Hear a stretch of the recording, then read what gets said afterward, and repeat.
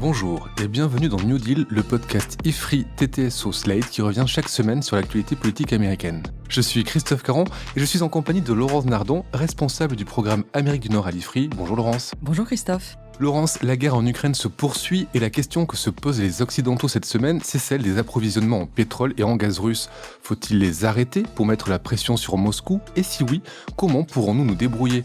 Joe Biden vient d'annoncer l'arrêt des importations de Russie, mais les Européens, qui dépendent largement du gaz et du pétrole russe, peuvent-ils diversifier rapidement leurs approvisionnements? On sait que les États-Unis sont aujourd'hui exportateurs de pétrole et de gaz grâce à l'exploitation des gisements non conventionnels, notamment de schiste, ce qui pourrait peut-être nous tirer de ce mauvais pas. Alors cette semaine, on va en profiter pour examiner avec vous ce que l'on appelle le mix énergétique américain, c'est-à-dire les différentes sources d'énergie dont il dispose.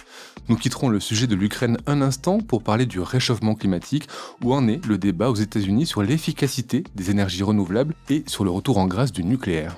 Oui Christophe, ça tombe bien parce que la publication annuelle de l'Agence d'information officielle sur l'énergie aux États-Unis vient de sortir début mars, c'est le Annual Energy Outlook 2022 et donc on a des chiffres tout frais. Mais c'est quand même pas si simple parce que d'une part, l'année 2020 a été extrêmement inhabituelle à cause du Covid. La consommation d'énergie primaire dans le monde a chuté de 4,5%, tandis que les émissions de gaz à effet de serre chutaient pour leur part de 6,5%. Et c'est pas tout parce que les scénarios présentés dans ce document américain, ils ont été établis vers novembre et ils ne prennent pas en compte la guerre en Ukraine qui fait augmenter les cours et bouleverse complètement les analyses. C'est vrai que la crise actuelle nous empêche de dresser des scénarios pour l'avenir, mais on peut quand même faire une photo de la production et de la consommation d'énergie aux États-Unis. Est-ce que vous pouvez nous montrer à quoi elle ressemblait, disons, à la veille du Covid ? Eh bien, la première chose à dire, c'est que les États-Unis ne sont plus les premiers consommateurs d'énergie dans le monde. Ils ont été dépassés par la Chine. En 2019, donc, les États-Unis consommaient 16% de l'énergie mondiale contre 24% pour la Chine. C'est une consommation par habitant ? Non, ça c'est la consommation totale. Si on ramène à la consommation par habitant, les États-Unis sont aussi dépassés, cette fois-ci par des pays comme l'Islande ou le Qatar, plus généralement par les pays du Golfe. Pour l'Islande, l'énergie est tirée de la biomasse, c'est-à-dire des geysers, et donc le pays dans son ensemble ne fait pas attention à la sobriété énergétique. Au Qatar et dans les pays du Golfe, c'est la climatisation absolument omniprésente qui explique ces dérives de consommation d'énergie.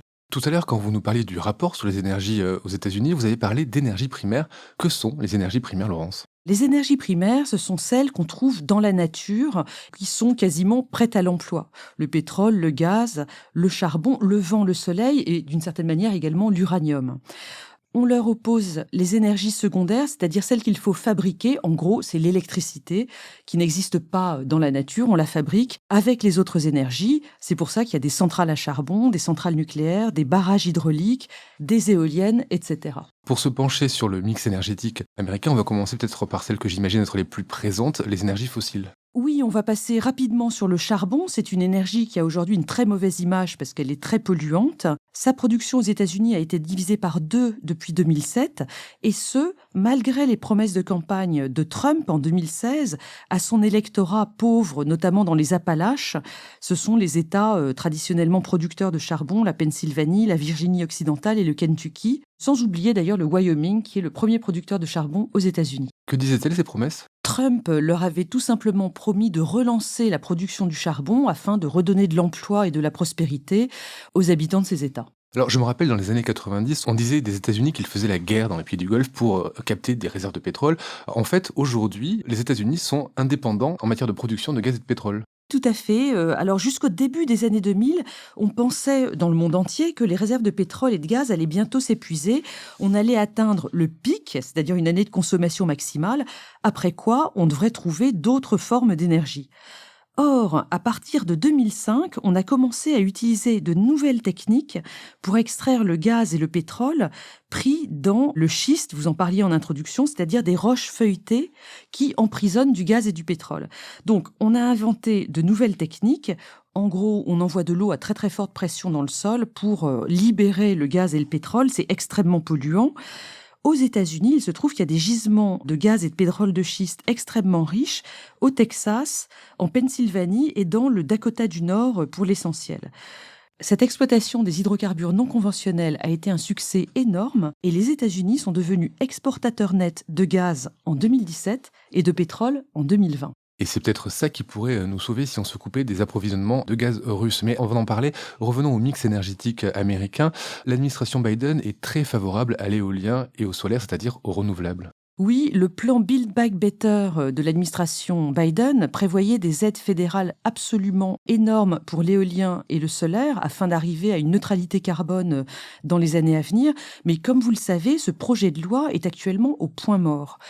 Il y a eu un certain nombre de mesures qui ont été prises pour la voiture électrique et pour la réfection des réseaux électriques dans la loi sur les infrastructures qui a réussi à passer au mois de novembre dernier, mais ça n'a rien de comparable avec les projets prévus dans la seconde loi, celle qui n'est pas encore passée. Alors cela dit, les projets fédéraux n'arrivent pas à se mettre en place. Au niveau privé et au niveau local, au niveau des États, on est très dynamique. Oui, tout à fait, notamment en Californie et au Texas. Il faut savoir que dans ce dernier État, même s'il est gouverné par les républicains, les investissements dans le solaire et dans l'éolien en 2021 ont été les premiers du pays. Et donc aujourd'hui, si on additionne le solaire, l'éolien, les barrages hydrauliques, la géothermie et la biomasse, eh bien, ces énergies renouvelables produisent 21% de l'électricité aux États-Unis. Oui, parce que c'est ça la clé. En fait, toutes les énergies primaires dont nous parlons jusqu'à maintenant, en fait, elles sont là dans un but, c'est produire de l'électricité. C'est pas si simple parce qu'une partie de ces énergies primaires est utilisée directement. On va penser par exemple à l'énorme secteur automobile aux États-Unis qui consomme directement de l'essence. Mais vous avez raison, les énergies primaires servent aussi à fabriquer l'électricité. Alors si on les prend une par une, en 2021, pour 23%, l'électricité américaine est encore liée au charbon. Ce qui est énorme. Les renouvelables, on vient de le dire, on est déjà à 21%. 37% de l'électricité vient des centrales à gaz et 19% vient du nucléaire. Si les scénarios présentés dans le Annual Energy Outlook ne bougent pas trop, en 2050, les renouvelables devraient être à 44% de la production d'électricité, le gaz 34%, le charbon baissera à 10% et le nucléaire baissera à 12%. Le nucléaire, justement, c'est une vraie question. On a eu l'impression d'un retour en grâce de cette énergie ces derniers temps pour des raisons de réchauffement climatique, puisque ça ne produit pas de CO2. Où en est-on aux États-Unis par rapport au nucléaire? Là, vous me parlez d'une baisse de 7 points finalement en 30 ans. Oui, parce qu'il y a une mauvaise dynamique pour le nucléaire aux États-Unis, au moins depuis l'accident de Three Mile Island en mars 1979. Le cœur d'un réacteur avait fondu. Puis l'accident de Fukushima en 2011 qui a vraiment eu des répercussions dans le monde entier. Concrètement, fin décembre 2020, on avait 56 centrales dans 28 États. C'est un parc qui est donc assez vieux parce qu'il n'est pas renouvelé. Les centrales ont en moyenne 40 ans et certaines commencent à être démantelées. Donc, vous l'avez dit, si on reste sur les tendances de ces dernières années, la part du nucléaire baissera d'ici à 2050 de 19 à 12% de la production d'électricité. Mais aujourd'hui, on entend des plaidoyers pour un nucléaire présenté comme la moins pire des énergies à l'heure du réchauffement climatique. Là, je renvoie nos auditeurs, s'ils ne l'ont pas encore lu, à la bande dessinée vraiment très intéressante de Christophe Blain et Jean-Marc Jancovici, Le monde sans fin, qui développe ces thèses de manière très vivante. Des hésitations autour de l'énergie nucléaire qu'on retrouve aussi en Europe, avec une Allemagne qui a fermé ses centrales puis qui se pose la question d'éventuellement les conserver, et puis aussi ces inquiétudes après les assauts russes sur des centrales nucléaires ukrainiennes qui inquiètent un peu tout le monde. Voilà qui nous ramène à la situation en Europe. Comment est-ce que les États-Unis peuvent-ils nous aider à nous approvisionner dans les mois qui viennent si on se coupe des importations russes de gaz et de pétrole? Ce qu'il faut dire, c'est que le gouvernement américain a déjà annoncé le déblocage de 30 millions de tonnes de pétrole brut de ses réserves stratégiques pour contrer la hausse des cours. Ça, c'est pour le pétrole. Mais concernant le gaz, les États-Unis sont déjà de grands exportateurs. Alors, il y a deux manières d'exporter du gaz, soit par gazoduc vers le Mexique, par exemple, soit, si le gaz va plus loin, on doit le mettre sur un bateau. Il faut alors le compresser et le liquéfier, et ça se fait dans des terminaux méthaniers. Alors, il y en a aux États-Unis, en Louisiane ou au Texas, c'est-à-dire autour du golfe du Mexique. Sur l'Atlantique, il y en a en Floride et dans le Maryland, et puis il y en a aussi côté Pacifique, dans le Montana. Ce gaz, une fois qu'il arrive en Europe, il faut le regazéifier. En France, on a des terminaux méthaniers pour cela à Dunkerque, à Montoire de Bretagne, c'est près de Nantes. Il y en a également 2 à Fos-sur-Mer. Je cite la France, mais il y a des terminaux méthaniers dans toute l'Europe, car toute l'Europe importe déjà du gaz naturel liquéfié des États-Unis, premier fournisseur déjà depuis plusieurs années, du Qatar, de la Russie, du Nigeria et d'Algérie. Pour ce qui concerne la Russie, on importe du gaz soit sous forme liquéfiée, soit sous forme normale par gazoduc. La question se pose tout de même de savoir si on aura suffisamment de terminaux méthaniers en Europe. Oui, ce qui est évident, c'est qu'avec cette guerre en Ukraine, on va devoir à la fois construire plus de terminaux de réception côté européen et plus de terminaux d'exportation côté américain.